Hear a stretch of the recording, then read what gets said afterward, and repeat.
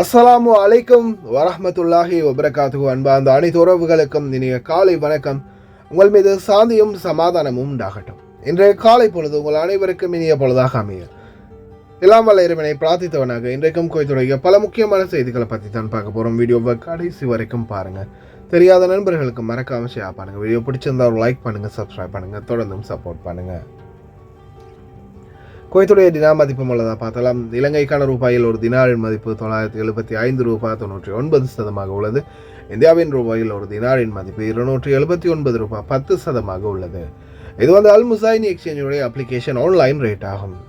Aman exchange ரேட்டை பார்த்தலாம். இலங்கைக்கான ரூபாயில் ஒரு தினாரின் மதிப்பு 981 ரூபாய் 35% உள்ளது. இந்தியாவின் ரூபாயில் ஒரு தினாரின் மதிப்பு 279 ரூபாய் 10% உள்ளது. ஜஜில் எக்ஸ்சேஞ்ச் ரேட்டை பார்த்தலாம். இலங்கைக்கான ரூபாயில் ஒரு தினாரின் மதிப்பு 981 ரூபாய் 32% உள்ளது. 100 தினாருக்கு உட்பட்ட பரிவர்த்தனைகளுக்கு 983 ரூபாய் 32% உள்ளது. இந்தியாவுக்கான ரூபாயில் ஒரு தினாரின் மதிப்பு 279 ரூபாய் 80% உள்ளது. மேலதிக தகவல்களை தெரிந்து கொள்ள 97 23 54 61 என்ற வாட்ஸ்அப் இலக்கமுடாக தொடர்பு கொள்ளுங்க. குவைத்துடைய பல எக்ஸ்சேஞ்சுகள்லையுமே அக்கௌண்ட் நம்பரை மறைச்சிடுறாங்க. இதை பற்றியும் உங்களுக்கு தொடர்ந்துமே தெரிய தரது. நீங்கள் ஏதாவது ஒரு புதிய எக்ஸ்சேஞ்சுக்கு பழைய பட்டுச்சீட்டோட போகிறீங்களா இருந்தால் நிச்சயமாக அதில் அக்கௌண்ட் நம்பர் இருக்கா அப்படின்றத செக் பண்ணிக்கோங்க. அப்படி இல்லாத பட்சத்தில் எழுதிட்டு போனாலும் பிழை இல்லாத அக்கௌண்ட் நம்பரை எழுதிட்டு போங்க. ஏதாவது ஒரு நம்பர் பிழைத்தாலும் கூட உங்களுடைய பணம் நாட்டுக்கு போய் சேராது. அந்த பணத்தை திரும்ப பெறணுமா இருந்தாலும் ரொம்ப நாட்களாகும் மறுபடியும் கட்டணம் செலுத்த வரும். அதே போல் எக்ஸ்சேஞ்சுகளில் பணம் அனுப்பி முடித்தது மறக்காமல் பட்டுச்சீட்டை செக் பண்ணி பாருங்கள். எல்லா டீட்டெயில்ஸும் சரியாக இருக்குதான்னு. ஏன்னா நீங்கள் சரியான டீட்டெயில்ஸ் கொடுத்தாலும் எக்ஸ்சேஞ்சில் வேலை பார்க்குறவங்க பிளவுறதுக்கும் நிறையவே வாய்ப்பு இருக்குது. குவைத்தில் Al Nada, ARY, Aman exchange, UJ, அல்சாமில், Ansari exchange, Lulu exchange, Joyalukkas, KBE, UAE, Oman exchange, Bahrain exchange, PEC, Wall Street Exchange, Zajil Exchange, Malik Exchange, International Exchange, Al Safa Exchange, இது போன்ற இன்னும் பல எக்ஸ்சேஞ்சுகள் இருக்குது. ஒவ்வொரு எக்ஸ்சேஞ்சுகளையும் ஒவ்வொரு விதமான கட்டணங்கள் இருக்குது. அதுலேயும் குறிப்பாக ARY எக்ஸ்சேஞ்ச் 900 ஃபீல்ஸ் மட்டுமே தான் கட்டணம் மாறுபடுறாங்க. அல்சாமில், UJ, அல் ஷஃபா, இன்டர்நேஷ்னல் எக்ஸ்சேஞ்ச் இது போன்ற எக்ஸ்சேஞ்சுகளில் ஒரு தினார் மட்டுமே தான் கட்டணம் மாறுபடுறாங்க. சுலைமானி அல் முகாசிம் எக்ஸ்சேஞ்ச் ஜஹராவில் வெறும் 750 ஃபீல்ஸ் மட்டுமே தான் கட்டணம் மாறுபடுறாங்க. நீங்களும் உங்களுடைய கஷ்டப்பட்டு சம்பாதிக்கக்கூடிய பணத்தை இது போன்ற நல்ல எக்ஸ்சேஞ்சுகளில் அனுப்புங்க. அதே போல் எங்கே அதிகமாக ரேட் கொடுக்குறாங்க அப்படின்றது தெரிந்தாலும் மறக்காமல் கமெண்டில் மென்ஷன் பண்ணுங்கள். தெரியாத நண்பர்களும் தெரிந்து கொள்ளட்டும். குவைத்துடைய தங்க விலையை பார்த்தலாம். 1 கிராம் 18 கேரட் தங்கத்தின் விலை 24 தினார் 353 ஃபீல்ஸ். 1 கிராம் 22 கேரட் தங்கத்தின் விலை 28 தினார் 412 ஃபீல்ஸ். 1 கிராம் 22 கேரட் தங்கத்தின் விலை 29 தினார் 776 ஃபீல்ஸ்.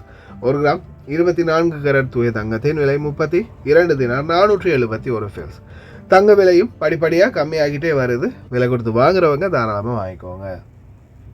புதிதாக கிளம்பும் பிரச்சனை இதோ எங்கேயுமே போக முடியாது. கடனாளிகளுக்கு பிரச்சனை. வெளிநாட்டவர்கள் ரகசியமாக நகர முடியாது. பல கோடிகளில் கஞ்சா வித்து சொத்துக்களை சேர்த்த குவைத்தி வாழ்க்கை பூராக இனிமேல் சிறையில். அதே போல அதிரடியான சோதனைகள் ஆரம்பம். ஜெசிரா ஏர்வைஸ் எக்ஸிட் பர்மிட் பற்றிய தகவல்களை வெளியிட்டிருக்கிறாங்க. ஜெமியாக்களில் தொடர்ந்தும் மிகப்பெரிய ஊழல்கள் அதிகரித்து கொண்டே வருது. அதே மாதிரி ஃபோட்டோ போடுறவங்க கவனம். பார்க்கலாம் அனைத்து தகவல்களை. குவைத்துடைய வெப்பநிலை எதிர்வரும் ஜூலை 3ஆம் தேதியிலிருந்து இன்னும் 3 நாட்களில் இன்னும் அதிகரிக்கும் அப்படின்னு தெரிவிச்சிருக்கிறாங்க. ரொம்ப கவனமாக இருங்க. வெயில் அதிகமாக யாரையாவது வேலை வாங்கினாங்கன்னா 24 93 61 92 என்ற வாட்ஸ்அப் இலக்கமுடாக உடனடியாக நீங்கள் கம்ப்ளைண்ட் பண்ணலாம், கால் பண்ணி தெரிவிக்கலாம். வெயிலில் உங்களை வேலை வாங்கினா நிச்சயமாக முதலாளிக்கு ஆப்பு தான். அடுத்ததாக துருக்கியுடைய சில பகுதிகளில் காட்டு தீ வேகமாக பரவி வரதா தெரிவிச்சிருக்கிறாங்க. இன்னும் சில நேரங்களில் குடியிருப்பு பகுதிகள் கூட பாதிக்கப்படலாம் அப்படின்னு தெரிவிச்சிருக்கிறாங்க. அதே போல் ஒமானுடைய ஒரு சில பகுதிகளிலையும் தூசிக்காற்று நேற்றைய தினம் பதிவாகி இருக்குது. சில மணி நேரங்களில் அரபு நாடுகளையும் தூசிக்காற்று ஃபுல்லாகவே மூழ்கலாம் அப்படின்னு மறுபடியும் தெரிவிச்சிருக்கிறாங்க. கவனமாக இருங்க அனைவருமே.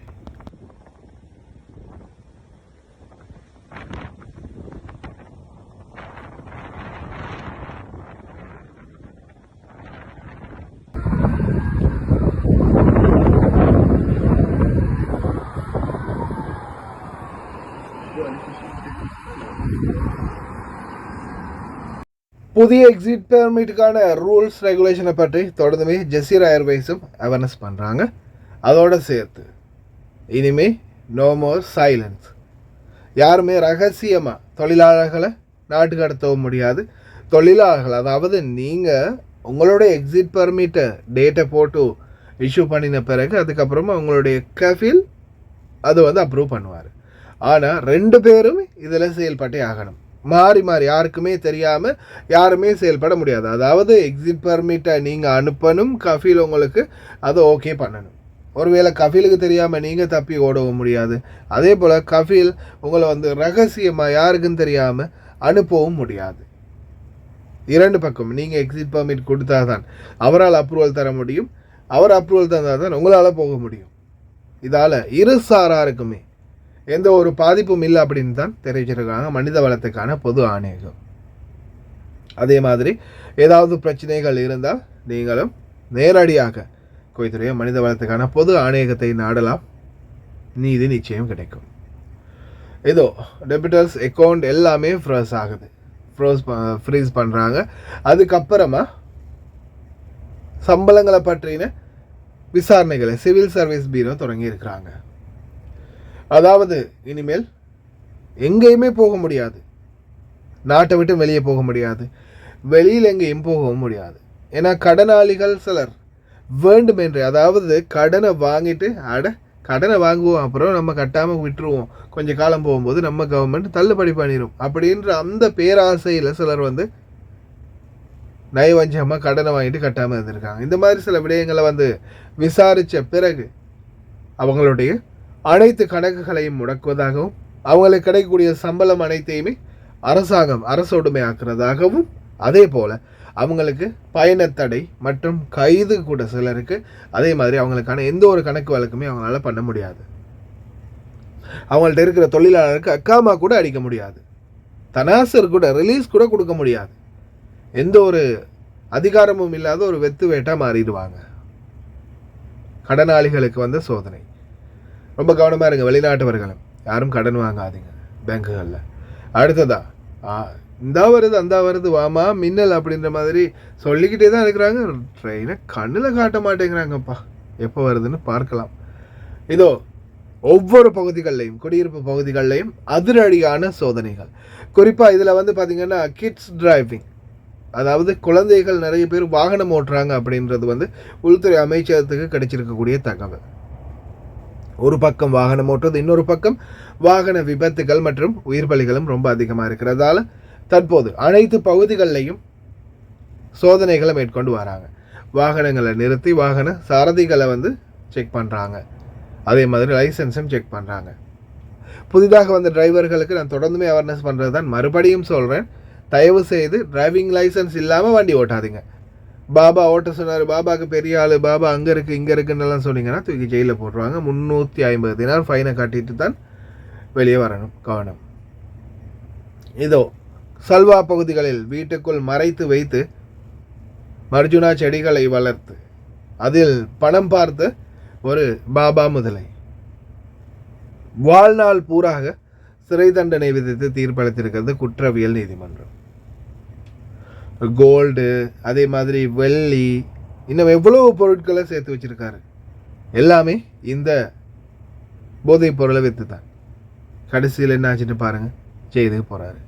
நல்ல வழியில் சம்பாதிச்சா பணமும் மிஞ்சும், வாழ்க்கையும் கிடைக்கும். இப்போ வாழ்க்கை பூரா ஜெயில், ஞாபகத்தில் வச்சுக்கோங்க.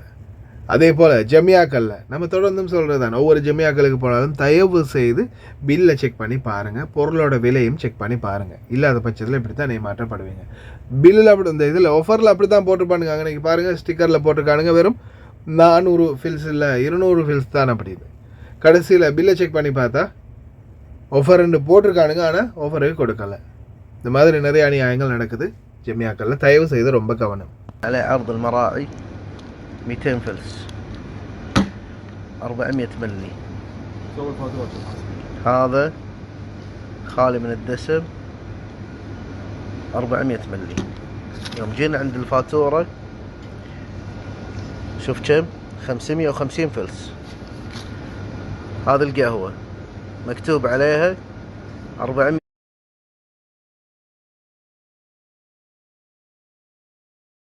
فلس.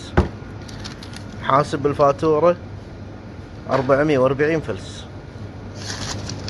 அதே போல் இப்போ நீங்கள் நிறைய வீடியோக்கள் பார்க்குறீங்க ஏஐ மூலமாக இல்லையா?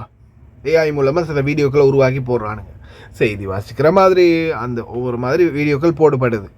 ஆனால் ஏஐ வந்து ஃபேக்குன்றது சரி தெரியும். அதில் உள்ள கருத்துக்கள் பேசுறது கதைக்கிறது ஃபேக். அதே மாதிரி தான் அந்த ஃபோட்டோக்கள், அந்த மக்களுடைய உருவங்கள். இப்போ ஒருத்தர் வந்து பேசுகிறார் இல்லையா, அவர் பேசும்போது அந்த பேசுகிற நபருடைய அந்த உருவ வாக்கு அது உண்மை. அது யாருடையாவது ஃபோட்டோ வச்சு தான் அதை எடுக்கிறாங்க. ஸ்னாப் சாட்லையாக இருக்கட்டும், அதில் இருக்கட்டும், இதில் இருக்கட்டும், ஃபேஸ்புக்கில் இருக்கட்டும், டிக்டாக்லையாக இருக்கட்டும், எல்லாத்துலேயுமே நீங்கள் வகை வகையாக விதவிதமாக கலர் கலராக பிடிச்சி போடுற ஃபோட்டோக்களை வச்சு தான் சிலர் வந்து இந்த ஏஐ வீடியோக்களை உருவாக்குறாங்க. தப்பான சில வார்த்தைகள் பேசுறது, கேவலமான சில விடயங்களில் நடத்துறது, இது எல்லாத்துக்குமே அந்த ஃபோட்டோக்களை வச்சு வீடியோக்களை உருவாக்கி பதிவிறக்கம் செய்கிறாங்க. தயவுசெய்து ரொம்ப கவனமாக இருங்க. வீடியோக்கள் ஃபோட்டோக்கள் இனிமேல் நம்மளுடைய சொந்த வீடியோக்களை ஃபோட்டோக்களை போடுறதே இனி சமூக வலைத்தளங்களில் ரிஸ்க்காக தான் இருக்குது. கவனம். اصلا البنات انتبهوا ترى، يعني هاي الكلام للكل. سناب شات راح ياخذ صوركم، راح ياخذ فيديوهاتكم لتحسين الذكاء الصناعي. في شغله جديده صايره في سناب شات اذا ما سكرتوها فانتم تعطون تصريح لسناب شات انه ياخذ صوركم، ياخذ فيديوهاتكم، ينشرها مع البابليك. فهذا هو اللي انتم لازم تسكرونه. تروحون على الذكاء التوليدي، هذا هو الذكاء الصناعي التوليدي.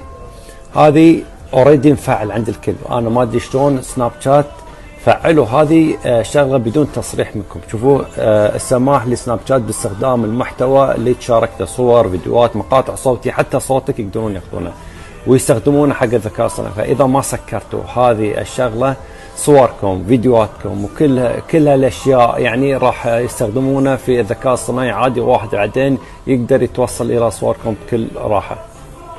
இப்போதைக்கு சிம்பிளாக தான் இருக்குது.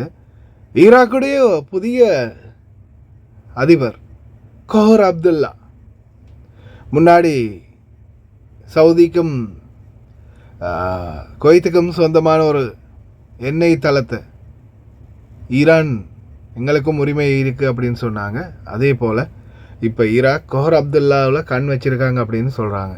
அதுவும் புதிய நிலப்பரப்பு ஒன்று. என்ன நடக்க போகுதோ தெரியலை, பார்க்கலாம். அடுத்தது மறுபடியும் நான் என் வாயால் அதை சொல்லலை, அப்புறம் அதுவே வேறு பிரளயமாக போயிடும். இன்ஷா அல்லாஹ் துவா செஞ்சுக்கோங்க. இனிமேலும் இந்த பிரச்சனை இல்லாமல் நிம்மதியாக இருக்கணும்னு.